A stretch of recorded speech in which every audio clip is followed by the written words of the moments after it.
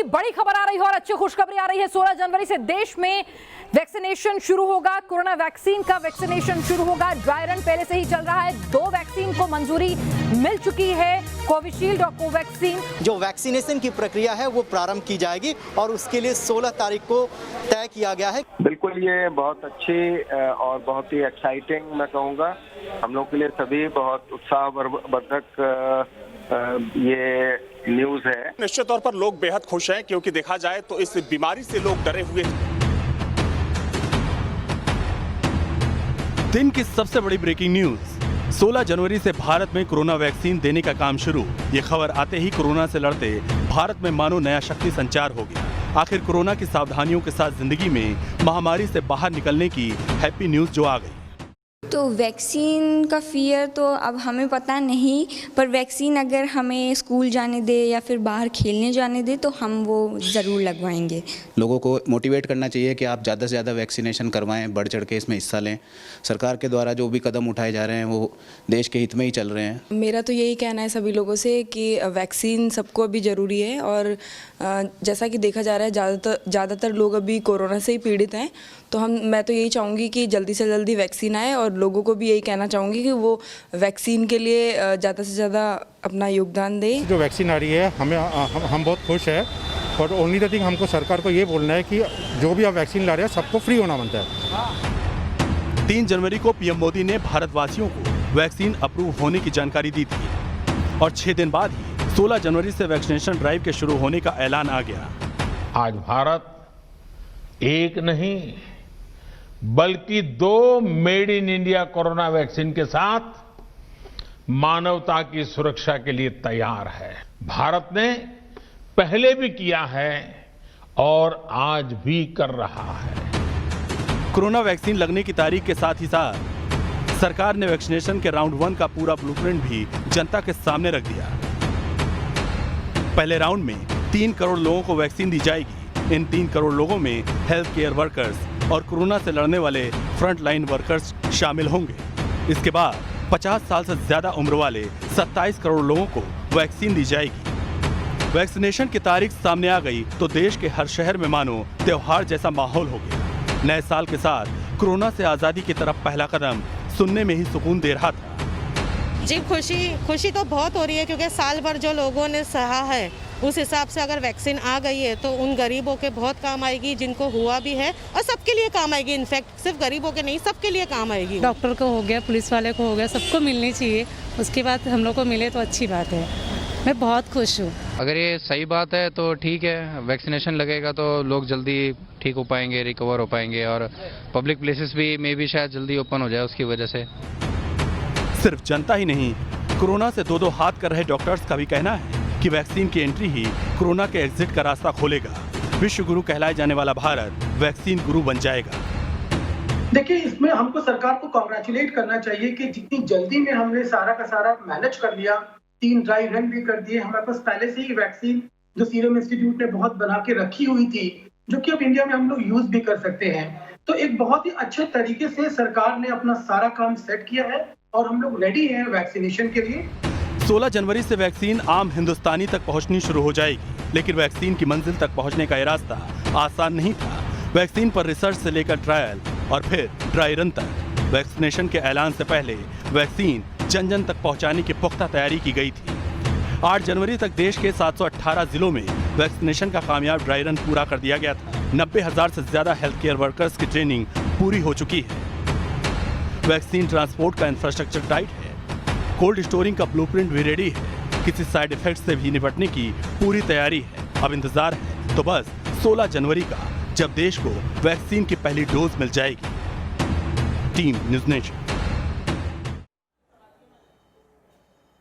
और आगे बढ़ने से पहले आपको दिखाते हैं वैक्सीनेशन का पूरा ब्लूप्रिंट, ताकि आपको पता चल सके कि आपको कौन सी वैक्सीन कौन से राउंड में मिलने वाली है। सबसे पहले आपको बता दें कि 1 करोड़ हेल्थ केयर वर्कर्स हैं जिनको वैक्सीन मिलेगी। माफी चाहूंगी, 1 करोड़ हेल्थ केयर वर्कर्स हैं जिन्हें वैक्सीन मिलेगी। उसके बाद 2 करोड़ फ्रंटलाइन वर्कर्स है। पहला नंबर है 1 करोड़ हेल्थ केयर वर्कर्स का, दूसरा नंबर है 2 करोड़ फ्रंटलाइन वर्कर्स का जो कोरोना काल में लॉकडाउन में भी काम कर रहे थे, और उसके बाद 26 करोड़ बुजुर्ग जिनकी उम्र जो है वो 50 साल से ज्यादा है उनको मिलेगी।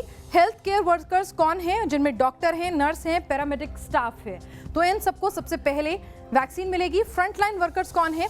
जिनमें रक्षा मंत्रालय है, उसमें तमाम पुलिसकर्मी, सीआरपीएफ के जवान, सुरक्षा बल जो हैं जिसमें थल सेना, वायुसेना, नौसेना, कोस्ट गार्ड, ये तमाम लोग जो हैं जिन्होंने किसी भी तरह की कोई कमी नहीं होने दी, इन लोगों को सबसे पहले वैक्सीन मिलेगी। गृह मंत्रालय की तरफ से Assam rifles, BSF, CISF, ITBP, NSG, SSB, इनके जवानों को, इनके अधिकारियों को वैक्सीन मिलेगी।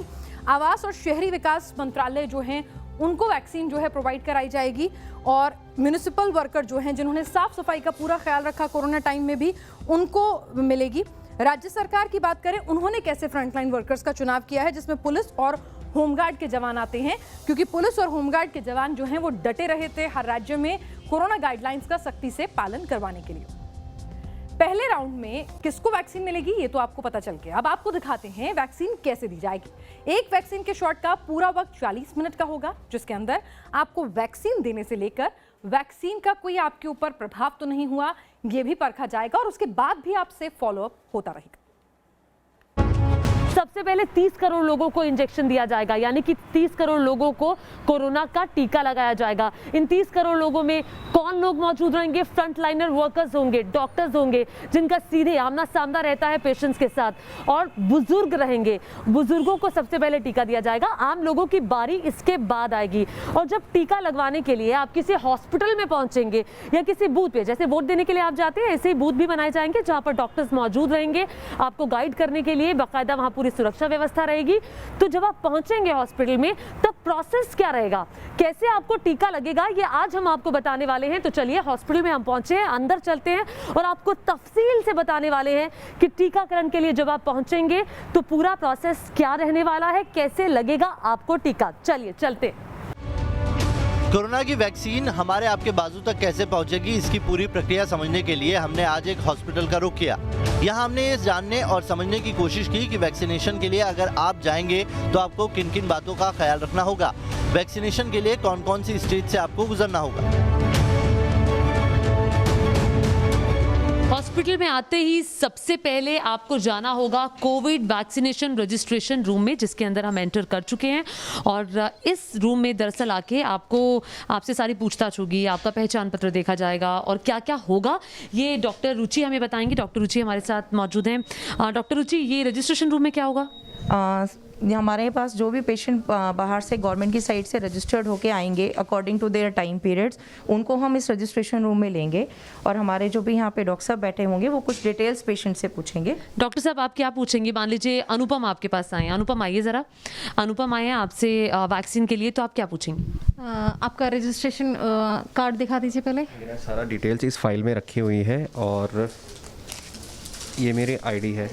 हाँ, ये देखिए आईडी कार्ड चेक होगा और ये डॉक्टर साहब यहाँ पे आईडी कार्ड चेक करें अनुपम की। आईडी कार्ड में कुछ भी हो सकता है, आधार कार्ड हो सकता है, वोटर आईडी कार्ड हो सकता है, आपका ड्राइविंग लाइसेंस हो सकता है, जो भी गवर्नमेंट की तरफ से जो ओके वाली जो आईडी प्रूफ्स हैं, यानी कि जिसको गवर्नमेंट की तरफ से एनओसीज मिली हैं, वो आप आईडी प्रूफ यहाँ पर लेके आएंगे। डॉक्टर साहब फिर क्या पूछेंगे आप? उनकी प्रीवियस इलनेस के बारे में पूछेगा। आपको कोई प्रीवियस इलनेस कुछ है? डस्ट एलर्जी है जो कि 15 ईयर पहले ही डायग्नोज हुई थी। और कोविड हुआ था आपको इससे पहले? अभी तक मुझे कोविड नहीं हुआ है। ठीक है। और कोई प्रेजेंट में आपको कोई बीमारी है, मतलब खांसी जुकाम ऐसी कुछ कोई प्रॉब्लम अभी प्रेजेंटली? ऐसा कुछ भी नहीं है। कोई एलर्जिक हिस्ट्री, मतलब कोई दवाई से, कोई फूड से, किसी भी चीज़ों में एलर्जिक हिस्ट्री कुछ है? No, I don't have any drug allergy. ठीक है, एलर्जी नहीं है, यानी कि ये सारे सवाल यहाँ हो गए। अब जब हमारा ये प्रोसीजर यहाँ पे कंप्लीट हो जाएगा, पेशेंट यहाँ पे हमारा रजिस्टर्ड हो गया, यानी कि फ़ोन पे भी तो वो देखेंगे ना कि इनको क्या रजिस्ट्रेशन देखने के बाद ही हम पेशेंट को आगे ये डिटेल्स के लिए लेंगे। फ़ोन रजिस्ट्रेशन चेक होने के बाद, डिटेल्स कंप्लीट होने के बाद हम पेशेंट को अपने वेटिंग एरिया में लेंगे। अनुपम को अब वेटिंग एरिया में बैठना होगा और ये पहले से ही वेटिंग एरिया जो है वो पूरा गवर्नमेंट की SOP के मुताबिक वेटिंग एरिया ये बनाया गया है। पेशेंट को आने के बाद यहाँ पे उनका बेसिक चेकअप, जिसमें उनका टेम्परेचर चेकअप, उनका BP चेकअप, वो कराया जाएगा। उनका BP चेकअप होगा, तो ठीक है। अब यहाँ पे उनका BP चेक हो रहा है अनुपम का। अब आप देख सकते हैं डॉक्टर रुचि हमारे साथ मौजूद हैं। देखिए ऐसे वेटिंग एरिया में बैठेंगे और आपका BP चेक होगा, आपका टेम्परेचर लिया जाएगा और सवाल जवाब तो आपसे हो ही चुके हैं कि क्या होगा। अब अनुपम का BP चेक हो रहा है। अब BP जब ठीक होगा तभी NOC मिलेगी वैक्सीन की। पेशेंट का बेसिक पैरामीटर्स जो भी वैक्सीनेशन से पहले पूरे होने चाहिए, BP उनका ठीक होना चाहिए। अगर ज़रूरत पड़ी तो हम चाहेंगे कि हमारे जो भी फिजिशियन हैं, अगर रिक्वायर्ड है पेशेंट को, तो उनको भी दिखाया जाए वैक्सीनेशन से पहले। ठीक है। अभी देखिए वैक्सीन को हरी झंडी मिली नहीं है, लेकिन हम आपको एक डेमो दिखा रहे हैं कि क्या होगा जब वैक्सीन आएगी। आपको पहले रजिस्ट्रेशन रूम में जाना होगा, फिर आपको वेटिंग एरिया में वेट करना होगा। आपको बाकायदा आपके फ़ोन पे टाइम आएगा किस टाइम पर आपको वैक्सीन लगने वाली है, उससे कुछ समय पहले आना होगा ताकि जो पूरा प्रोसीजर है वो पूरा हो जाए। जैसे कि हमने आपको बताया कि अनुपम से पूरी पूछताछ हुई, उसके बाद अब अनुपम का BP चेक हो रहा है। अब देखते हैं कि BP जो चेक हो रहा है उसमें क्या निकल कर सामने आता है। इनका क्या ब्लड प्रेशर नॉर्मल है? 160 नॉर्मल है इनका, BP 160 और 74 है। और इनका टेम्परेचर आपने चेक कर लिया? टेम्परेचर ठीक है इनका। टेम्परेचर ठीक है, चलिए टेम्परेचर ठीक है। अब डॉक्टर क्या होगा अब जैसे अनुपम, अब अगर इनका जैसे BP नॉर्मल है, इनका टेम्परेचर नॉर्मल है, अब वेटिंग एरिया में वेट करेंगे जब तक जो हमारा वैक्सीनेशन रूम है उसमें अगर दूसरे पेशेंट मौजूद हैं तो उनका वैक्सीनेशन होने के बाद इनको हम अंदर वैक्सीनेशन एरिया में लेंगे। इस रूम में दरअसल आपको मिलेगी डोज। किसकी? कोरोना की डोज मिलेगी। डॉक्टर हमारे साथ मौजूद हैं। ये वैक्सीनेशन रूम है, चूंकि बाकी जांच हो चुकी है। जी, बाकी जांच हो चुकी है। अनुपम जी ने बाकी क्लियरेंसेस ऑलरेडी ले ली हैं, इनका BP ठीक है, वाइटल्स वगैरह ठीक है। तो वैक्सीनेशन रूम में हम एट अ टाइम 2 पेशेंट्स को वैक्सीन दे सकते हैं। हमारे 2 स्टाफ होंगे यहाँ पे। अब जैसे अनुपम जी को हमने लिया है, ये वैक्सीन भी नॉर्मली जैसे इंट्रामस्कुलर वैक्सीन नॉर्मली लगती हैं उस तरह से ये वैक्सीन दी जाएगी, और जैसे कि हमारी स्वाइन फ्लू की वैक्सीन भी लगती थी। और वैसे तो SOPs गवर्नमेंट की गाइडलाइंस के अकॉर्डिंगली वैक्सीन की आएंगी, बट मोस्टली हम लोग जो वैक्सीन प्रेफर करते हैं वो हमारे जो आर्म का एरिया है, जिसे हम डेल्टॉइड एरिया कहते हैं, यहाँ पे उसको दिया जाएगा। इसको लोग हैं वो वैक्सीन का इंतजार कर रहे हैं। ये सुई लगना बहुत ज़रूरी है क्योंकि इससे हम अगर ये लग गई तो हम कोरोना से बच जाएंगे। जी बिल्कुल, वैक्सीन से हम कोरोना से बच तो जाएंगे, बट एकदम से हम वैक्सीन लगाते ही इम्यून नहीं हो जाएंगे। ये बहुत ज़रूरी है हमारे ध्यान में रखना कि वैक्सीन लगाने के तुरंत बाद किसी को भी इम्यूनिटी नहीं मिलती है। इसकी इम्यूनिटी आने के लिए कम से कम नहीं तो 3 से 4 हफ्ते, जो अप्रॉक्सीमेट अभी तक देखा जा रहा है, वैसे तो हमारी सारी स्टडीज़ चल रही हैं, बट अप्रॉक्सीमेट इतना टाइम लगता है इसके लिए हमारी इम्यूनिटी आने के लिए। अच्छा अनुपम, आप काफ़ी देर से आपका तो चेकअप भी हो गया, अब आप लेटे भी हुए हैं, चूँकि हम डेमो कर रहे हैं। सो एक्साइटमेंट है कि जल्दी जल्दी आ जाओ और ऐसी मुझे लग भी जाए सीरियसली सच में वैक्सीन। बिल्कुल एक्साइटमेंट तो है बिल्कुल, क्योंकि इस बीमारी का कोई इलाज नहीं है वैक्सीनेशन के अलावा। तो मैं तो यही चाहूँगा कि जितनी जल्दी लगे इम्यून हो जाऊँ वो ज़्यादा अच्छा है। तो अब यहाँ पे वैक्सीन लग जाएगी डॉक्टर रुचि, इसके बाद ऑब्जर्वेशन रूम जाएंगे हम? हाँ जी, क्योंकि कोई भी वैक्सीन या कोई भी मेडिसिन हम देते हैं पेशेंट को, जो कि खास करके जैसे कि कोविड की वैक्सीन है जो कि बिल्कुल न्यू है, तो ऐसे हम पेशेंट को तुरंत डिस्चार्ज नहीं कर सकते हैं। ऐसे पेशेंट को हम कम से कम नहीं तो आधा घंटे अपने ऑब्जर्वेशन में रखेंगे। चलिए अब ऑब्जर्वेशन रूम में चलते हैं और ऑब्जर्वेशन रूम में देखते हैं कि क्या क्या चीज़ों का ख्याल रखा जाएगा और कैसे देखा जाएगा पेशेंट को। ऐसे कौन से पैरामीटर्स हैं जिन पर खासतौर पर डॉक्टर्स की नज़र रहेगी।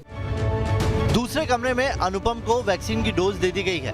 अब अनुपम तीसरे कमरे में जाएंगे और यहाँ उन्हें अगले 30 मिनट तक उनकी सेहत की मॉनिटरिंग की जाएगी। और वैक्सीनेशन रूम के बाद अब हम डे केयर रूम यानी कि ऑब्जर्वेशन रूम में हैं, जहां पर पेशेंट को 30 मिनट के लिए ऑब्जर्व किया जाएगा। डॉक्टर रुचि हमारे साथ लगातार मौजूद हैं। डॉक्टर रुचि, इन 30 मिनट में क्या देखा जाएगा पेशेंट का? देखिए, कोई भी वैक्सीन जब किसी पेशेंट को दी जाती है उसमें थोड़े बहुत माइनर रिएक्शंस होने के चांसेस होते हैं। उन्हीं जैसे कि सर में दर्द होना, चक्कर आना, उल्टी जैसा महसूस होना, ये सब चीज़ें नॉर्मल वैक्सीनेशन में होती हैं। तो उन्हीं चीज़ों को ऑब्जर्व करने के लिए साथ में कभी कभी पेशेंट का BP डाउन जा सकता है या उनको चक्कर जैसा ज़्यादा महसूस हो सकता है। ये सब चीज़ें देखने के लिए हम पेशेंट को ऑब्जर्वेशन में रखते हैं, जो कि ज़्यादातर 30 मिनट के अंदर अंदर हमें समझ में आ जाता है कि पेशेंट को वैक्सीनेशन वैक्सीनेशन का कोई रिएक्शन हो रहा है या नहीं हो रहा, जिसको हम अर्ली रिएक्शन कहते हैं। और 30 मिनट बाद ऑब्जर्वेशन आपको देखने के बाद डॉक्टर्स आपको छुट्टी देंगे। जब वैक्सीनेशन की प्रक्रिया पूरी हो जाएगी तब आपके मोबाइल पर कुछ इसी तरह एक SMS आएगा जिसमें साफ साफ लिखा होगा कि आपको कहां, किस वक्त और किसने वैक्सीन दी है। इसके साथ ही नीचे एक लिंक होगा जिस पर क्लिक करने के बाद इस तरह एक सर्टिफिकेट आपके मोबाइल में डाउनलोड हो जाएगा जिसमें आपके नाम के साथ आपकी जन्मतिथि और घर के पते का जिक्र होगा। सर्टिफिकेट में ये भी मेंशन रहेगा कि आपको वैक्सीन की कितनी डोज कब दी गई और किस वैक्सीनेटर ने आपको टीका लगाया। आपने पूरे वैक्सीनेशन प्रोसेस का ABCD तो समझ लिया होगा, लेकिन अब आपको बताएंगे कि जब आप वैक्सीनेशन बूथ पर जाएंगे तो वहां क्या व्यवस्था होगी, आपके दस्तावेजों की जांच से लेकर वैक्सीन देने की प्रक्रिया में कौन कौन लोग शामिल रहेंगे। चलिए तो हम आपको बताते हैं कि वो वैक्सीन जिसका इंतजार सिर्फ देश नहीं बल्कि पूरी दुनिया कर रही है, वो वैक्सीन का टीका जब आपको लगेगा तो किस प्रक्रिया से आपको गुजरना पड़ेगा और क्या उस प्रक्रिया से पहले कभी आप गुजरे हैं, ये भी हम आपको बताएंगे। जी हां, क्योंकि जब आप कोरोना की वैक्सीन का टीका लगवाने के लिए जाएंगे और आपकी उम्र 18 साल से ज्यादा है तो यकीन मानिए आपको एहसास हो जाएगा इस बात का कि आप इस प्रक्रिया से पहले भी गुजरे हैं। क्योंकि एक भारत के नागरिक के तौर पर, भारत के वोटर के तौर पर जब आप वोट डलवाने जाते हैं, ठीक उसी तरीके की या कहिए लगभग उसी तरीके की प्रक्रिया से आपको दो चार होना होगा कोरोना की वैक्सीन लगवाने के लिए। किस तरीके से ये प्रक्रिया काम करेगी हमने आपको पहले भी बताया था। 3 अलग अलग कमरे होंगे जिनसे होकर आपको गुजरना होगा। 3 कमरों में लगभग 30 मिनट आपको तीसरे कमरे में इंतजार करना होगा। लेकिन उसके आगे क्या कुछ होगा ये भी हम आपको जरा आज बताते हैं। तो देखिए वैक्सीनेशन का जो बूथ है वहां पर दरअसल में क्या कुछ होने जा रहा है ये हम आपको बताते हैं। वैक्सीनेशन बूथ पर ये वैक्सीनेशन ऑफिसर्स होंगे, वैक्सीनेशन ऑफिसर 1, 2, 3 और 4। और ये वैक्सीनेशन ऑफिसर कौन हो सकते हैं ये भी हम आपको जरा बताते हैं। देखिए वैक्सीनेशन ऑफिसर हो सकते हैं doctor, staff, nurse, pharmacist, ANM, यानी कुल मिलाकर जो डॉक्टर्स हैं या फिर जो पैरामेडिकल स्टाफ है वो यहां पर वैक्सीनेशन ऑफिसर की भूमिका में नजर आएंगे, जिनका काम होगा कोरोना का टीका ये लोग आपको लगाएंगे। तो वैक्सीनेशन ऑफिसर का जो काम है वो हमने आपको बता दिया। वैक्सीनेशन ऑफिसर 1 का क्या काम होगा और वो कौन होंगे? Police, home guard, civil defence, NCC, NSS के तमाम कार्यकर्ता जो टीका लेने वाले के रजिस्ट्रेशन की जांच करेंगे। ठीक उसी तरीके से जैसे आप वोट डालने जाते हैं तो जब आप जाते हैं तो आप अपनी पर्ची दिखाते हैं, पर्ची के आधार पर वेरिफिकेशन होता है, आपकी एंट्री की जाती है। ये काम यहां पर जो वैक्सीनेशन ऑफिसर 1 है वो करेंगे। 2 का काम क्या होगा ये भी हम आपको बताते हैं। देखिए वैक्सीनेशन ऑफिसर होंगे कौन? सरकारी कर्मचारी जो आपके दस्तावेजों की जांच करेंगे।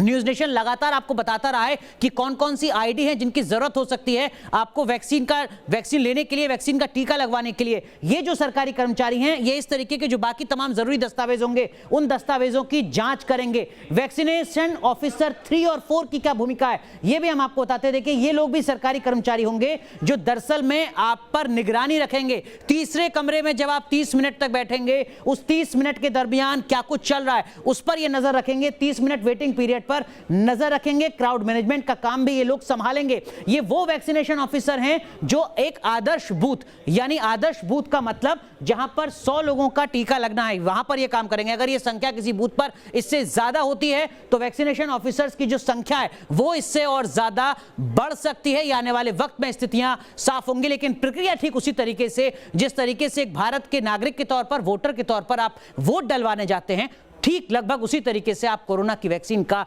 टीका लगवाने जाएंगे। तो देखा वैक्सीन पर मोदी सरकार का पूरा प्लान। भारत सरकार की योजना है कि आने वाले 6 से 8 महीनों में 30 करोड़ लोगों तक वैक्सीन पहुंच जाए। Team news nation.